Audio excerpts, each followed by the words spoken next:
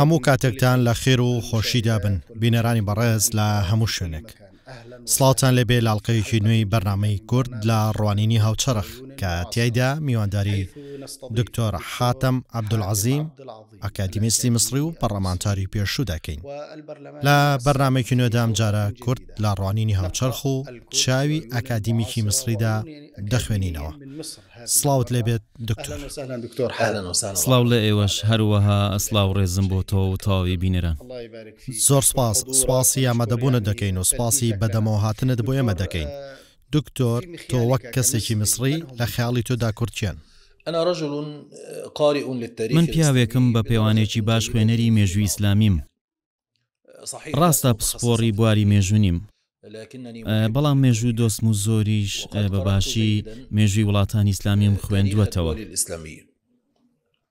بینیومە کە کورد وەک گەلێکی ڕەسەن لە گەلانی پەیڕەوانی ئیسلام لە ڕووی عەقیدە و ناسنامە و شەریعەتەوە لە زۆربەی قۆناغەکانی مێژوودا ئامادەی هەبووە. هەروەها بە درێژایی مێژوودا خودای گەورە لە ڕێگەی کوردەوە سوودی زۆری بە ئیسلام گەیاندووە. لە تێڕوانینی مندا کوردێکێکە لە پێکهاتە دیارەکان و ڕەسەن و سەرەکیە لە کۆمەڵەی وڵاتانی ئیسلامی، بە تایبەت کە ئەوان لەو گەلانن کە زۆر زوو هاتوونەتە ناو ئیسلام.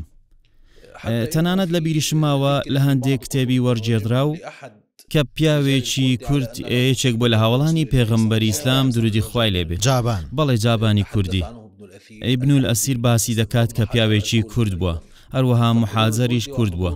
جا ئامادەی کورد ئامادەیەکی گەورە بۆ لە مێژووی چەسپاودا، هەروەها ئامادەیەکی گەشاو بووە لە ڕاستیدا. دواتر ئیسلام لە سەردەمی خلافەتی عومەری کوڕی خەتاب چووەتە ناو گەلی کورد لە سەردەستی ئایادی کوڕەکەیەوە ڕەزای خوای لێبێت، کە لە ساڵی هەژدەی کۆچی ئیسلامەتی گەیاندە کوردستان لە قۆناغێکی زۆر زوو بوو لە سەردەمی خلافەتی عومەری کوڕی خەتاب ڕەزای خوای لێبێت. خوێنەری مێژووی ئیسلامی دەبینیت کە کورد بە تەواوی پێکهاتەکانیەوە زۆر تێکەڵی ئەو ئاینە بووە. برای بەڕێزم، گەورەترین ئەو شتەی ئیسلام بۆ ئێمە هێناوە ئەوە بووە کە هەموو جیابووەکانی یەخستوەتەوە. کاتێک کە پێغەمبەر درودی خوای لێبێت چووەتە یەثریب، ئەو کات یەثریب دوو بەشی پەرتەوازە بوو، ئەوانیش عەرەب و یەهودی بوون. عەرەبەکانیش لە نێوان بەنی ئەلعەمومەدا دابەش بوون لە نێوان ئەوس و خەزرەج. دواتر پێکهاتەیەکی دیکە بۆ ئەوانیش زیاد کرا کە پێکهاتەی کۆچبەرەکانی مەکە و قوڕەیشیەکان بوون. بە گوێرەی سروشتی ژیانی ئەو کاتی عەرەب نەدەکرا ئەو فرە پێکهاتەی جیاواز لە شوێنێکدا کۆ بکرێنەوە. ئەمە کولتوری ئەو سەردەمە نەبوو. هەروەها هۆزێ قبوڵی نەدەکرد هۆزێکی دیکە لە نزیکەوە بێت. پێویست بوو هەریەکێکیان خاوەن خاچی تایبەتی خۆی وایە و ژیانی هۆزایەتی خۆی بە بنەما تیرەیەکانی لەسەری گوزەراند بە. واتە کۆکردنەوەی عەرەب، یەهود، دواتر عەرەبی ئەوس و خەزرەج و قوڕەیشیەکان لە ناو یەک کاسەدا. کولتوری ئەو سەردەمە نەبوو. جا پێغەمبەر درودی خوای لێبێت چی کرد؟ سوڵحی لە نێوان ئەوس و خەزرەجدا کرد کە پێشتر کوشتن و بڕینیشان لە نێوانیاندا هەبوو. دواتر برایەتی لە نێوان کۆچبەر و ئەنسارەکان دروست کرد. پاشان سوڵحی لە نێوان مسلمان و یەهودیەکان کرد لە بەڵگەنامەی شارەکە کە یەکەم بەڵگەنامەی دەستوری بوو لە مێژوو. واتە یەکەم بەڵگەنامەی دەستوری نووسرا بوو لە مێژووی مرۆڤایەتیدا و پڕبوون لە ژیان و تێربوو لە گیانی برایەتی، هەروەها گیانی کۆکردنەوەی هەموو ئەوانە بە یەکسانی و بەبێ جیاوازی لە نێوانیان. تەنانەت پێغەمبەریش سڵاوی خوای لێبێت لەو بەڵگەیەدا نووسیتی یەهودیەکان و ئیمانداران لەگەڵ ئەوانی دیکەی شارەکەدا یەکسانن، گەلانی یەک وڵاتن. جا هەر لە ساتەکانی سەرەتاوە ئیسلام چەمچی برایەتی لە نێوان تەواوی ئیمانداران چەسپاندووە. تەنانەت لەسەر یەکەم خوانەکانی پێغەمبەریش درودی خوای لێبێت، هەر یەک لە بیلالی حەبەشی، سوهەیبی ڕوومی، بادانی دەیلەمی و جابانی کوردی، هەروەها گەورەمان عەیاز بن حیمار ئەلموجاشعی یەکەم عەرەبی عێراقی ئیسلام و ئەبوو ڕافع ئەلمیسری کۆ کردووەتەوە. واتە ئاوێتەیەک دروست بوو کە هیچ زیاکاریەک بە ڕەسەنایەتیە پێکهاتەکەیان و هەواداری نەتەوەییانەوە دیار نەبوو. ئیسلام برایەتی ئاینی کردە بنەمای کۆکەرەوەی نێوانیان بەبێ زیاکاری لە نێوانیان. ئەو برایەتیەش لە مێژووی دوور و درێژدا ڕەنجی داوەتەوە. جا کورد لە جونگەکانی مێژوودا بەو شێوەیە دەرکەوتون کە پێویستە هەبن. هەمیشە لە پێگەی ڕاستدا بووینە لە ناو مێژوودا کاتێک مێژووی دەوڵەتی سەلجوقیەکان دەخوێنیتەوە دەبینیت کە کورد سێیەکی سوپای ئەلب ئەسڵانی پێک دەهێنا. بەڵێ ويمثلون كما يقال هەر وەک لە وڵاتی شامیش دەگوترێت لەو جەنگەدا کورد هێلکەی هاوسەنگ بوو. بەڵێ ئەوان کارەکتەری یەکلاکەرەوە بوون کە خودای گەورە ئەوانی وەک هۆکارێک دانابوو بۆ شکاندنی چەقلی ڕووم و بێزەنتیەکان لە سەردەستی موسڵمانان.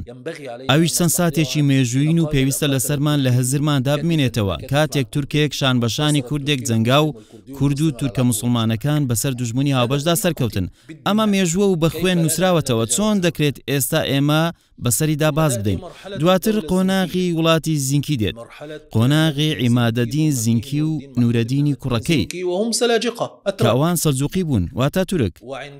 کاتێکیش بەریەکەوتن لە نێوان دەوڵەتی سەلجوقی و دەوڵەتی عەباسیدا ڕوویدا و عیمادەدین زینکی لەو جەنگەدا تێکشکا و ڕوبەری خاکەکەی بەرتەسک بووە ئەوەی قەڵاکەی بۆ کردەوە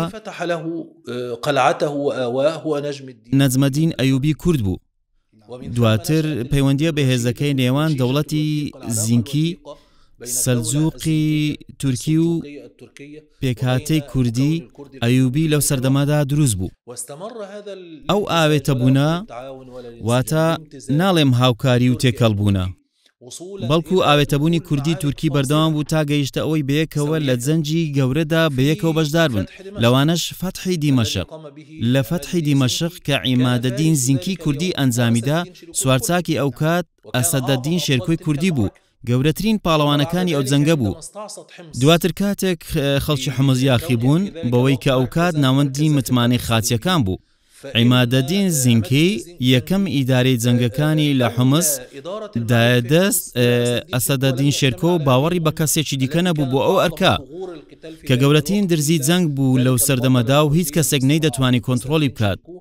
تەنها ئەو پاڵەوانە کوردە موسڵمانە گەورەیە نەبێت و ئەو کارێکی زۆر باشی کرد و کەسێکی بێهاوتا بوو لە ئازایەتی بوێری و سوارچاچیدا. تەنانەت لە بەڕێوەبرنی دۆخەکەشدا دوای ئەوە کاتێک نورەدین مەحموودی بینی کە نابێت پرۆژەی دەوڵەتی زینکی کوردیە بێت واتە ئەو کات نەیدەتوانی وەسی ئەوە بکات کە ئەوە پرۆژەیەکی زینکی یان سەلجوقی بێخەوشە، بەڵکو پرۆژەیەکی سەلجوقی تورکی کوردی بوو لە کاتەکەدا. ئەو هاوپەیمانێتیە کوردی تورکیش ئامانجە گەورەکەی یەخستنی ئاڵای ئیسلام و ئازادکردنی بەیتولمەقدیس بوو. هۆکاری ئەو هەڵگەڕانەوەی چی؟ من وەڵامت دەدەمەوە. بەڵێ چونکە ئەمە گرنگە کە مێژوو بخوێنینەوە لەبەر ئەوەی پێوەر و تەرازویەکی زۆر گرنگە بۆ تێگەیشتن لە واقع. مێژوەکەمان بە خوێنی هاوبەشمان نووسیوەتەوە، لە ناویدا خوێنی ئێمەی کورد و عەرەب و تورک ئاوێتە بووە. هەروەها بە درێژایی سەدەکان مێژوەکەمان جیاکاری لە نێوان ئەو خوێنەدا نەکردووە. هەروەها ئەو بربەستە جیاکەرەوەی نەتەوەی نێوان موسڵمانەکانی نەناسیوە کە کورد و عەرەب و تورک لێک جیا دەکاتەوە.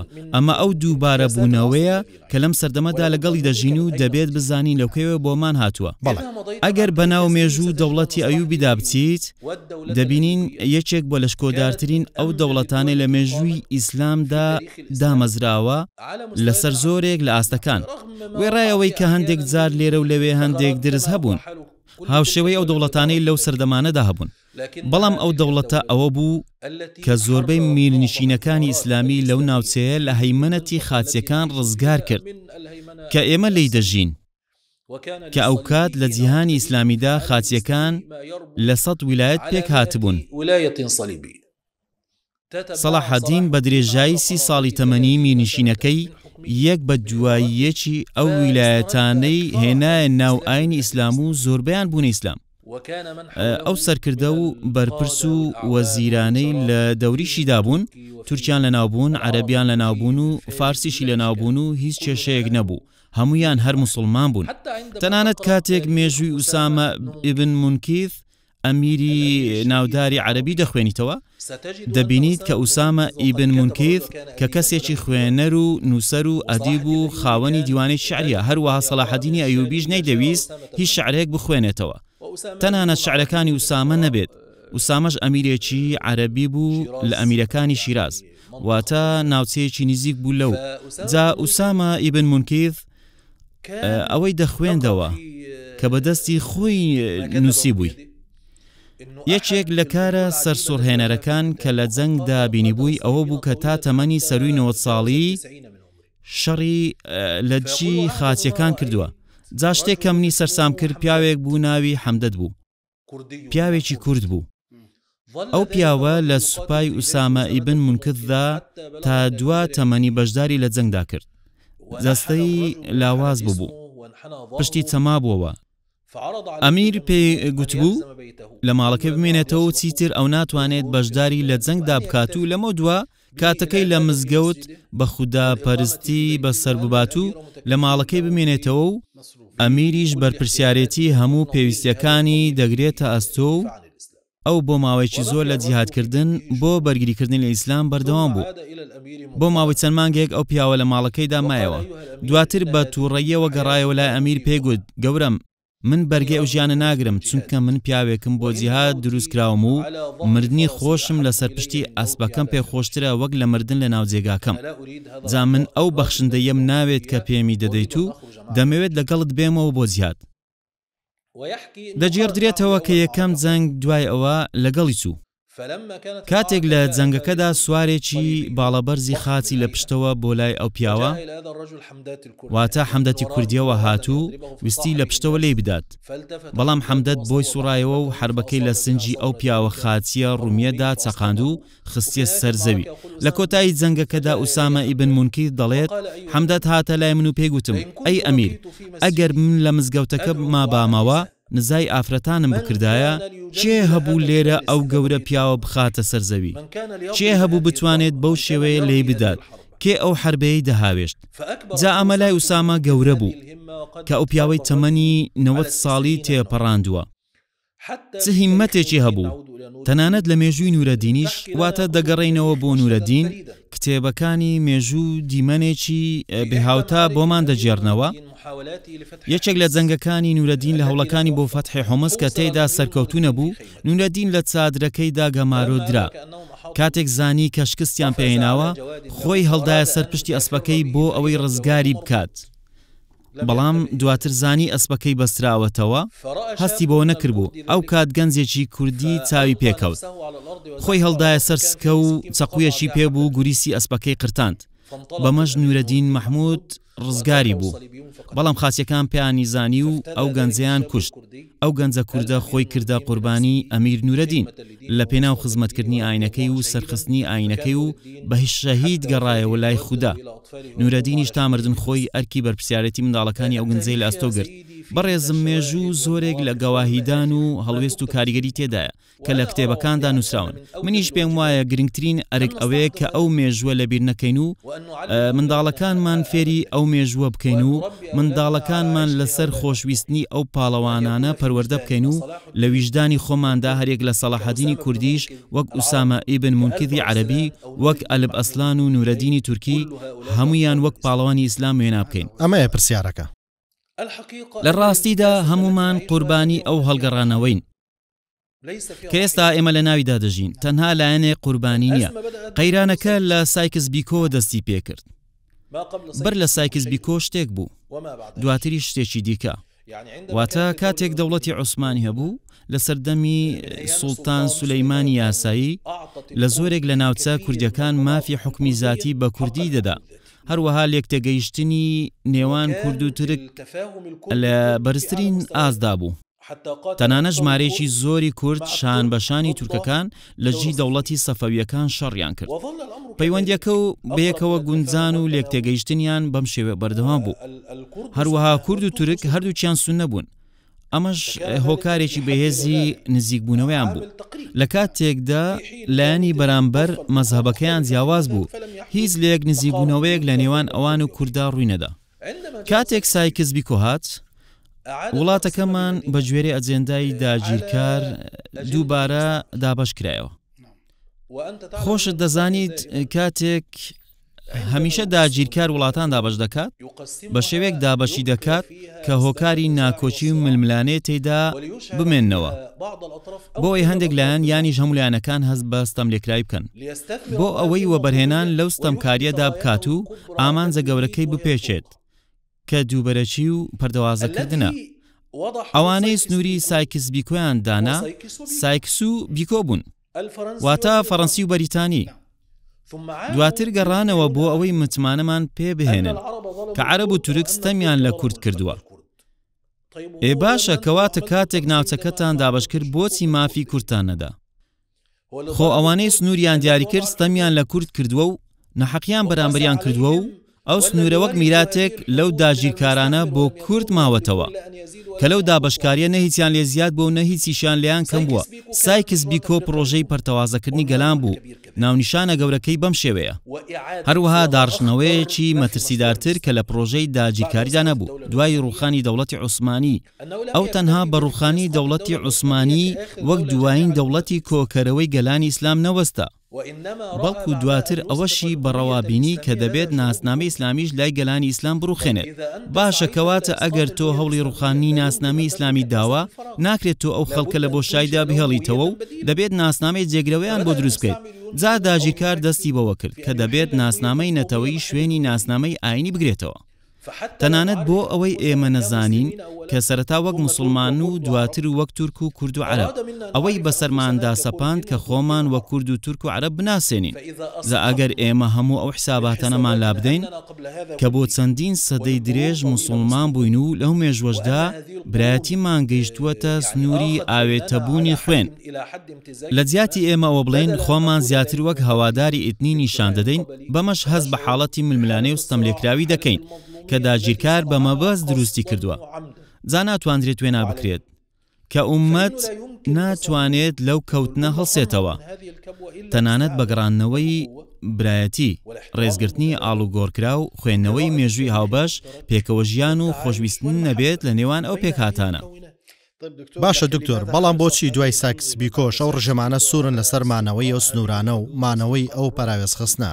واتە لێرە هەندێک لە گەلان بە تەواوی پەراوێز خراون، بۆ نمونە کورد کە هیچیان لەو چیرۆکە دەست نەکەوتووە، تەنها پەرتەوازەکردنی وڵاتەکەیان نەبێت، لێرە و لەوێ پارچە پارچە کراوە. بۆچی ئەو ڕژێمانە سوورن لەسەر لێدان لە کورد؟ هەروەها ئەمەش پرسیارێکی زۆر گرنگە. تۆش وێنای بکە کاتێک داگیرکار نەخشەی سنوور دەچێشێت سەرەتا دەوڵەتی عوسمانی دەڕوخێنێت. هەر بۆ زانینیش دوای حەفتەیە لە ململانەی لەگەڵ دەوڵەتی ئیسلامی ئینجا دەوڵەتی عوسمانی ڕووخا. هەڵمەتەکانی خاچپەرستان تەنها بۆ ماوەی مانگێک یان دوو مانگ یانی سەدەیەک یاخود 200 بەردەوام نەبوو. هەڵمەتی خاچیەکان بۆ ماوەی حەفتەیە بەردەوام بوون. ئەوانەی دەوڵەتی عوسمانیان ڕوخان ئەوانە بوون کە سەلاحەدینی ئەیوبی لە دژیان وەستایەوە. ئەمەش مانای وایە؟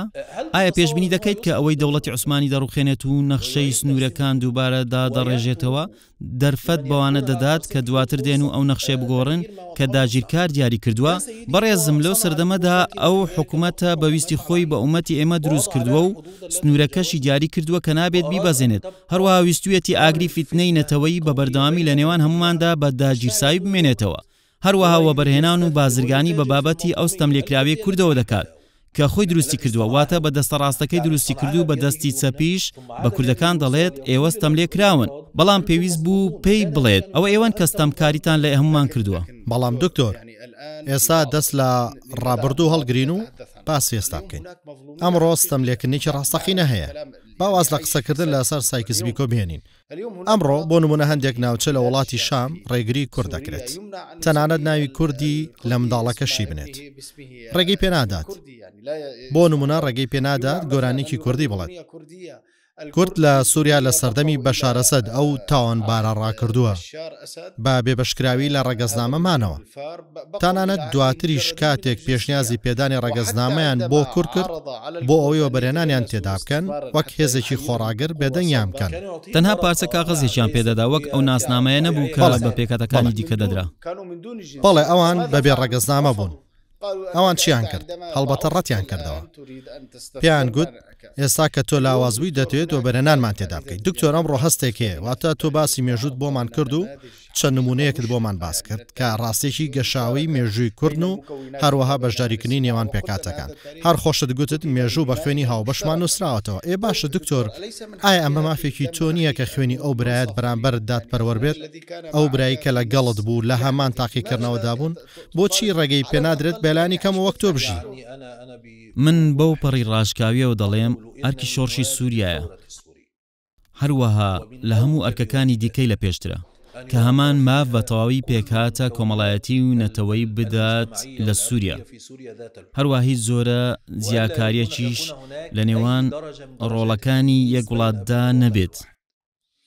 ئەوەی بەرامبەر بە کوردکرا کاتێک لە ناسنامەی نیشتیمانی لە سووریا بێبەشکران، هەروەها کاتێک لە ناوە کوردیە ڕەسەنەکان بێبەشکران، هەروەها کاتێک لە پیادەکردنی بۆ نەکۆمەڵایەتی و نەتەوەییەکانیان بێبەشکران، هەموو ئەمانە جەور و ستەمکاری ڕەتکراون و پێشێلکردنی ئەو مافانن کە شەریعەت و یاسای عورف و نەریت و ئەخلاق ڕەوایەتیان پێداوە.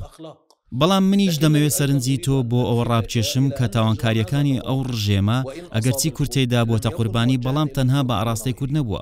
ئەوە ڕژێمێکی تایفەگەر بوو، بە گیانێکی تایفەگەری ڕقئامێزەوە مامەڵەی لەگەڵ هەموو پێکاتەکاندا کردووە. هەروە لە چاوی ئەودا هەموو پێکاتەکان دوژمنی ئەو بوون، تەنانەت ئەوانە نەبن کە وەلائیان بۆ ئەو هەبوو. من پێت دەڵێم لاپەڕی ئەو ڕژێمە نوشتێنرایەوە. دوژمنایەتی ئەو ڕژێمە لە سووریا بۆ کورد شەرەفێکی گەورەی بۆ کرد. ئەگەر ئەوە ئەمڕۆ شەرەفێک نەبوایە بۆ کورد، دەیانگوت ئێمە لە ڕژێمی بەشارەوە نزیک بووین و بەشار یانیش حافز ئەسەد لە مامەڵەکردن ڕێزیان لە ئێمە دەگرت. بەڵام ئەوەی شەرەفە بۆ کورد ئەوەیە کە دەڵێن ئەو تاوانبارانە ستەمیان لە ئێمە کردووە. ڕژێمەکان دیاری فەزاحەتیان بۆ ئەوان دیاری کردبوو لە هەڵەبجە، ڕژێمی سەدام لە هەڵەبجە. هەروەها لای ئێمەش نمونەی زۆر تۆقێنەران. ئێمە لە سووریا شێخێکمان هەیە، عاشقی گەنجی نەبوو، ئەویان ڕفاند و کوشتیان و لە شارێکی دیکەیان شاردەوە و بە هۆکارێکی نادیار زیندانی کرا. ئەو مێژوێکی تۆقێنەری هەیە. ئەمە بە تەواوی ڕوونەوە منیش دەڵێم ئێستا ئێمە لە بەردەم ساتێکێک لاکەرەوە داین. ئێستا سووریا ڕزگار دەبێت. هیوادارین لەمڕۆ سووریا مێژوێکی نوێ بنووسێتەوە. هەروەها ئەو مێژوەی هیوای بۆ دەخوازین. ئەگەر هەندێک ناونیشانی گەورەی هەبێت، ئەوە یەکێک لەو ناونیشانە گەورانە پاداشتی ئەو ستەمکاریە بێت لەلایەن گەلی سووریاوە بۆ کورد. هەروەها مامەڵەکردن لەگەڵیان هاوشێوەی تەواوی پێکاتەکانی دیکەی وڵاتە و پێدانی تەواوی مافە یاسایی و دەستورەکانیان کە پێویستە بە هاوڵاتی سووری بدرێت. لەوانەیە مامەڵەکردن لەگەڵ کورد یەکێک بێت لە تاقیکردنەوەکان کە ڕوبەڕووی شۆڕشی سووریا دەبێتەوە. منیش پێم وایە سادەترین ڕێسا ئەخلاقیەکانی ئەو شۆڕشە کە تا ئێستا ئەو شۆڕشە ژمارەیەکی زۆری بەهای ئەخلاقی پیادە کردووە. بەڵام من باوەڕم وانییە کە بەها بەخشندەیەکانی و وێنەکەی وەک شۆڕشی ڕزگارکردن تەواو بێت. تەنها بەوە نەبێت کە کورد ڕزگار بێت و دادپەروەری بۆ کورد هەبێت و مافەکانیان بۆیان بگەڕێنرێتەوە، هەر نەبێت وەک هاوڵاتی. هەروەها من پێویستە باسی دیوێکی دیکەش بکەم، ئەویش ئەوەیە کە دۆزی کوردیش لە پێناو هەندێک ئەجێندای گوماناوی ڕفێنراوە، واتە کێشێک لەلایەکی دیکەش هەیە، پێویستە زۆر ئاگادار بین. هەڵبەتە وایە دکتۆر، کاتێک هەندێک لایەن دێن و ستەمکاری دەبین و لێرە و لەوێ بۆ حیسابی وەبەرهێنانی سیاسی گەورەی دەکەن. هەڵبەتە ئەمە ڕەتکراوەیە، بەڵام کوردیش بەگشتی واتە ئایا ئێوە سەردانی کوردستانتان کردووە؟ تا ئێستا نەخێر. کەواتە دکتۆر تاقیبکەرەوە، کاتێک دەیبینیت ئەو پێکەوژیانە گەورەی هەیە. من دەیان هاوڕێی کوردم هەیە، بەڵام من مەبەستمەوەیە کاتێک دەچیتە کوردستان و ئەوە دەبینیت کە ڕێخستنی ئیداری لەسەر بنەمای یەکسانی و ئەرک و مافەکان دامەزراوە. دکتۆر من مەبەستمەوەی ئێستا وەک کەسێکی ئەکادیمیا. نەخێر، من پێویستم بەوە نییە ئەوم بۆ باز بکەیت. من کەسایەتی کورد زۆر بەباشی دەناسم. برای بەڕێزم دەکرێت ئەمە لە مێژوودا بە شوێن پەنجەی میراتی گەلان پێناسە بکەین. یانیش کەسێکی ئەمریکی هەیە ناوی جۆرجی فرێدمەنە، کتێبێکی هەیە بە ناوی جیهان لە 100 ساڵی داهاتوودا، تیۆرێکی پێشنیاز کردووە، من پێی سەرسامم. ناوی تیۆری ڕێگەکانی مێژووە. ئەو پێی وایە دەکرێت لە زیاتر لە ئاستێکدا خوێنەوە بۆ گەلام بکەیت. دەکرێت لەسەر ئاستی سیاسی یان تەکنیکی یانیش ئابوووریە هەنووکەیەکەی خوێندنەوەی بۆ بکەیت. ئەمەش خوێندنەوەیکی ڕووکەشی گوزەرکراوە. تۆ ناتوانانی لە ساتی گوزەرکراودا خوێندنەوە بۆ گەلام بکەیت، بەڵکو دەکرێت لە ڕێگەی سیما چەسپاوەکان بە درێژایی مێژوو خوێندنەوە بۆ گەلام بکەیت. هەروەها منیش وەک پێشتر باسم کرد، مێژوم بە باشی خوێندوێتەوە و دەتوانم بڵێم من کەسایەتی کورد زۆر بەباشی دەناسم. دەزانم کورد بە درێژای مێژوو ئەو پیاوە بەڕێزە بووە، هەروەها ئەو پیاوە ئازایە بووە و ئەو پیاوە بووە کە داستانی قارەمانێتی تۆمار کردووە کە ئەوانی دیکە نەیانتوانیوە تۆماری بکەن. من بەباشی کەسایەتی کورد دەناسم. من دەزانم کەسایەتێکی بەرزە لە ئەخلاقەکەیدا، شانازیش بەخۆیەوە دەکات. دەزانم کەسایەتێکی بەخشندەیە، هەروەها دەزانم کە حکمت لە کورددا هەیە.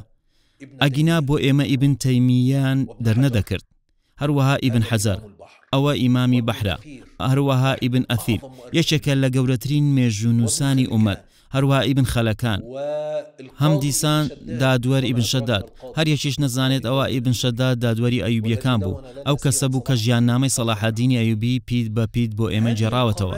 ئەو ستونە هەزریانە و بەخشندە زانستیانە بەخشندەی کورد تەنها لەوەدا کورد نابێت. هەروەها بیستومە دایکی عەباس عەقادیش کورد بوو. هەروەها عەباس عەقاد، ئەحمەد شەوقی باوکی کورد بوو. بەڵێ عەبدولموقری، بەڵێ عەبدولموقری، هەروە عەبدوڵڵا ندیم و عەبدوڕەحمان کەواکبی دەستە بژێری ڕووناکبیرانی میسری لە سەرەتای سەدەی ڕابردوو کە جیاوازیەکی گەورەیان لە مسری ڕۆشنبیریدا دروست کرد. ڕەسەڵەکیان کورد بووە. بۆ نمونە ئێمە ژمارەی زۆری خێزانی کوردمان لە میسر هەن و ژمارەشیان زۆرە. بەڵێ شێخی قورئان خوێن عەبدوڵباسط عەبدوڵسەمەد من خوێندومەتەوە کە ئەو کوردە. عەبدولباسط عەبدوڵسەمەد بە ڕەسەڵە کوردە. هەروەها خێزانە کوردەکان لە میسر خێزانی گەورەن. بەڵێ کورد هەر لە سەردەمی سەلاحەدینی ئەیوبیەوە هاتوونەتە میسر و ئاوێتەی خەڵکەکەی بوونە. بەڵێ واتە سەردەمی دەوڵەتی ئەیوبی تا ئێستاش وەک بەشێک لە شیرازەی کۆمەڵگە ماونەتەوە. لە ڕاستی دی ئێمە لە میسر یەکێک لە چاکەکانی ئەو وڵاتە کە چاکەی زۆری هەیە و خوددا ئەو وڵاتە و گەلەکەی بپارێزێت ئەوەیە کە میسر بە هیچ شێوێک جیاکاریەک لە نێوان ڕۆڵەکانیدا ناکات. واتە تۆ لە میسر نازانیت کێ بە ڕەچەڵە کووردە، کێ تورکە، کێ موبیە، هەروەها کێ عەرەب و کێ میسری کۆن و قیبتیە وەک دەگوترێت. هەروەها ئەمانە هیچ جیاکاریەکیان لە نێوانیان ناکرێت و هەموویان لە یەک کۆمەڵگەدا دەژین. ئەمەش پرسێکە هیوادارین لە هەموو وڵاتێکدا هەبێت. دواتریش من دەڵێم بۆ ئەوەی ئەم خاڵە ڕوون بێتەوە، شۆڕشی سووریا داواکاریەکی ڕوون بوو جەختی لەسەر دەکەمەوە کە بگەڕێنەوە بۆ براکانمان. هەرچەندە من وشەی براکانمانم پێستەمکاریە، بۆیە دەڵێم بۆ کورد بگەڕێنەوە کە ئەوانیش لەو ئومەتەن و ئومەتیش لەوانە کە ئەوان هۆکاری بێکەوبەستنی ئەو ئومەتەن و پێویستە تەواوی مافەکانیان بۆ بگەڕێنرێتەوە کە لەیان سەندراوەتەوە و لەو مافانە بێبەش کراون. بەڕاستی من پیرۆزبایت لێ دەکەم بۆنەی ئەو زمانە بەڵگەی و ئەو زمانە گزارشکارەی لە مێژوودا هاتە. من هیچم بۆ نەماوەتەوە. تەنها سوپاسکردنی جەنابی مامۆستای دکتۆر حاتم نەبێت بۆ ئەو زانیارە گەورانەی لە بەشی یەکەمی ئەم گفتوگۆیە دەوڵەمەندەدا پێشکەشی کردن. ئێمەی گەڕاندەوە بۆ مێژوو بۆ چەند هەڵوێستێکی ڕەخنەگرانەی کورد کە زیاتر وەک کڵاوێک بوون کە پارێزگاریان لەسەری عەرەبی موسڵمانان کردووە. هەروها بەشێک بوون لەوان. جوانترین دەستەواژەکانیشەوە بوو کە ئەو مێژووە بە خوێنێکی هاوبەش نووسراوەتەوە کە نەتەوە گەورەکان لە خۆ دەگرێت و پێویستە لەسەرمان دووبارە بە تەوافق و ڕێکەوتن بۆ زیندووکردنەوەی برایەتی بەر لە شتێک بنووسینەوە. زۆر سواس بۆیە و لە بەشی دوم تا لەگەڵتان شاد دەبینەوە. سواس بۆ خوشک و برایانەش کە لەگەڵمان بوون. بە سڵاو و ڕەحمەتی خوادان دەسپێرم.